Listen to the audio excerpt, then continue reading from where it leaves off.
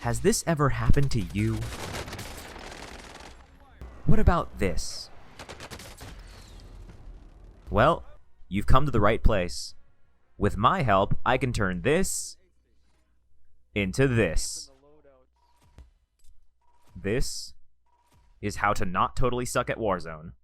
Quads Edition. Part 1. Weapons. Rule of thumb for Warzone, regardless of weapon. You want a suppressor and an optic. Of course, you need to see what you're shooting at, since most engagements will occur outside of makeout range, and firing an unsilenced weapon in this game is like walking into an IRS building and screaming "I committed tax fraud" into a megaphone. Here's some of my favorites. M13. High fire rate, low recoil, decent handling. MP5. Both versions delete things up close, with fast handling and controllable recoil. AUG. Both the Black Ops Cold War and Modern Warfare versions hit like a truck. Diamatti. Fantastic pistol with great switch speed, DPS, and mag capacity. AN-94. Great at harassing people at long range with tap fire, while still being good at other ranges too. Keep some SMG and AR classes, but you can honestly let the game give you the LMGs. There are always lots of great ones lying on the floor. As you can probably tell, I like automatic weapons because of their consistency, not because I'm bad or anything.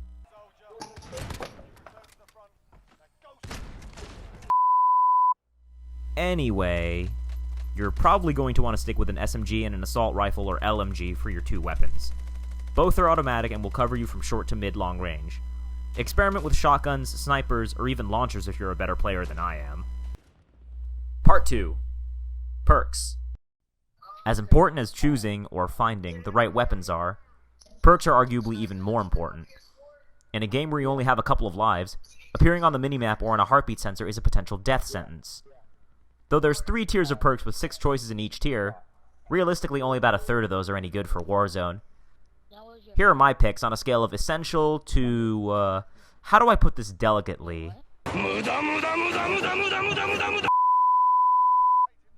Ghost. You need this. End of story.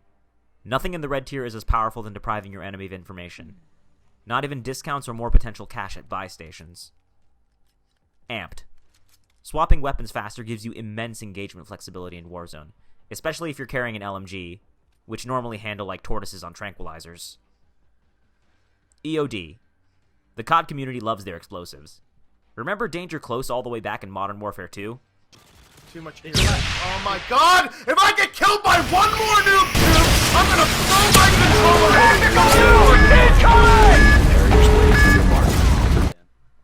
Anyway, this perk will protect you and even let you hack enemy explosives, which is some nice extra utility, but I've never pulled it off in game yet. Tune up. Getting rid of amped hurts, but since your teammates will all inevitably get downed at some point in the match, getting them back up a second or two faster will definitely come in handy. Only one person on the team needs to carry this perk. Double time. Combine with an SMG to move at maximum speed for as long as possible, which is great when running from the gas. You'll also move faster when you're crouch walking in case you want to get the jump on your foes, or to just recharge your tactical sprint. Anything else? Use at your own risk. There are some niche strategies that may rely on perks not listed here, but the above are generally what you can slap on any class and make them work. Finally, keep in mind that when you die, you lose all your perks, even if you and your Gulag fighter get bought back. The difference between a player with perks and a player without perks is tremendous, so be extra careful when dropping back in and choosing engagements, unless you want another squad to call in a UAV then bum rush you and your squad like a pack of cracked out honey badgers. Part 3. Early game. One of the best things you can do early game is to find and complete a scavenger contract. It's easy money for you and your team, gives you a full armor satchel as your reward, and can pretty often provide you decent to fantastic guns before you get a loadout. Just be careful which one you choose, since sometimes 8 other teams will have the same idea as you. The last thing you want to do is get pistol whipped to death trying to grab a scavenger contract that 30 other people are fighting over. If a scavenger contract isn't an option, just try to get $10,000 spread amongst the team as quickly as possible to get a loadout. Anything is fair game, just get your loadout. Finally, and it probably goes without saying, but try your best to stick with your team. Quads, as opposed to trios, duos, and solos, is the game mode where a split-up strategy can work best, i.e. with 2 teams of 2, but a team of 4 can lay down more firepower and pressure on a target area, And you definitely don't want to be the one guy that lands a kilometer away from their team and then immediately dies after an enemy squad dive bombs you with a helicopter as the pilot does a leaping 1080 no-scope from the cockpit. Part 4. Mid-game.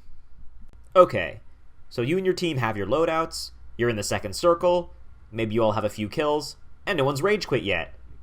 What now? Honestly, you have some options. Bounty contract. For aggressive players. This is pretty risky, but can really give your team some extra cash and extra good loot. More cash means more UAVs, airstrikes, gas masks, and self-revives, which are fantastically useful for now and late game. Supply run. Need a free buyback or a self-revive? Grab your guys, hop in a vehicle, and get to that buy station fast. One strategy that works great is to pick this contract up, revive an ally for $4,000, and have them parachute down onto the marked point for an easy completion.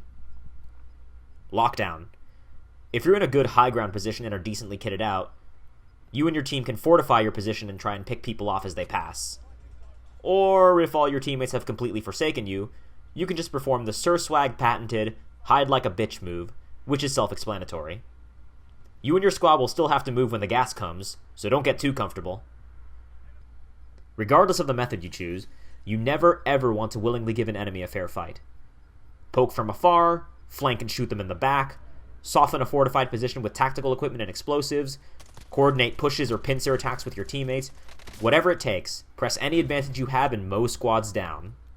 Part 5. Late game. Despite the adversity, you and your team made it to the final 25. Just a few more fights separate you from first place. How do we get there? Honestly, if you've made it this far and your team hasn't completely abandoned you yet, that's a win in and of itself. But to get that victory for your squad, really, the hide like a bitch move works perfectly.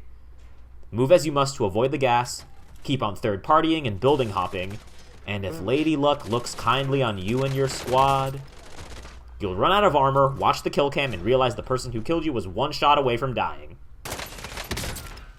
You